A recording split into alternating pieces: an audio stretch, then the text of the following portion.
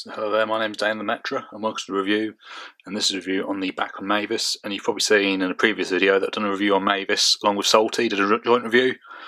And back then I suppose the reason I was doing joint reviews is because I didn't really know what to say as much, and I thought the videos were going to be a bit short. But then sort of now I've come to realise it doesn't matter how long the video is. A video is a video. Obviously I'm an independent channel, so I can make them whatever length I want. And obviously I've been doing reviews now for at least 7 years now, so I know a bit more about what I'm saying now compared to what I used to. But like I said, this is Bachmann Mavis. I suppose as well part of the reason I wanted to do a joint review on her and Salty is because obviously I'd seen them in episodes together before, and they're both diesels. This is Mavis, and this is the Bachmann range, and I'm quite surprised that Hornby never actually released her. Because if you look at the number of the boxes that the Hornby items come in, like the older ones, you can see Mavis on the pattern around the bottom, and it was also on the Ertl ones as well. In some of the packaging they came in as well. So I'm sort of surprised that Hornby never actually released Mavis. And as I said before, I felt like with the Bachmann models they were trying to represent what the trains look like in the television series.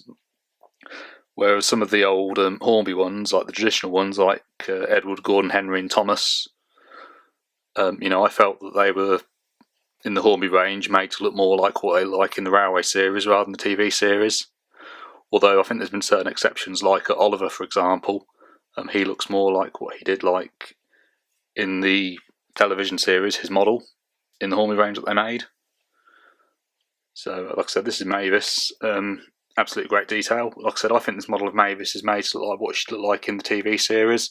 The face in particular on Mavis, I think it looks more like her face that she had on in Series 6 up to when the show became CGI. She was also one of the first characters to appear in the CGI series. As I said before, when the show first became CGI, not all the characters appeared first time, but then they started to gradually get brought back to the show, a lot of them. So like I said, I think this model of Mavis is absolutely superb, and obviously on the side there she's got like the grills on like her radiator and engine there. I think that looks absolutely fantastic, and if you look at the side of Mavis, the lettering looks quite nice, and it's in the right font as well. I think it looks like it did in both the Railway series and in the TV series. And again, going back to the Railway series, in this particular illustration, it looks like she has lipstick on, but that was never carried on into the TV series. And as well, so Mavis is an engine that I quite like, although if I had to choose, I think my favourite two diesels would have to be Rusty and Daisy. Obviously Daisy, though, as you know, isn't just any old diesel. As she says in the newer series, she's the most singular engine. She's a diesel rail car, so I suppose I have to get that correct. And that Bachmann are actually supposed to be bringing her out. And also as well, I've actually just brought these two coaches, so I've brought them. I got them, but my parents gave me the money for them. Toby's Museum coaches that appeared in Series 9, but I'm not allowed to open these until Christmas, unfortunately. But when I do open them, I will make a review on them. I'm off over Christmas up till the New Year, so hopefully over Christmas or just after I should be able to make a video about them. And so Daisy's meant to be coming out as well into the range, so I'm really looking forward to that. So she is my favourite characters. And another diesel I quite like as well was D7101, but he only appeared in the Railway series. And he was blue when he first appeared, and then later on he was painted green and called Bear. And again, they made him in the Hornby range. Like I said, I'm surprised they never made Mavis in the Hornby range, but I think they've done a great job. And as well, she's got all the lamp irons on the front as well. From Series 18 onwards, she was given a brass lamp. And then if you look on the back of Mavis, she's got all the lamp irons on the back there. And there's one in between her two cab windows, which I think in the previous review I said I don't remember seeing. However, if you look at the rear of Mavis in a few other episodes, you can just about see on the back the other lamp iron. And this model of Mavis runs really well and can actually pull very heavy loads.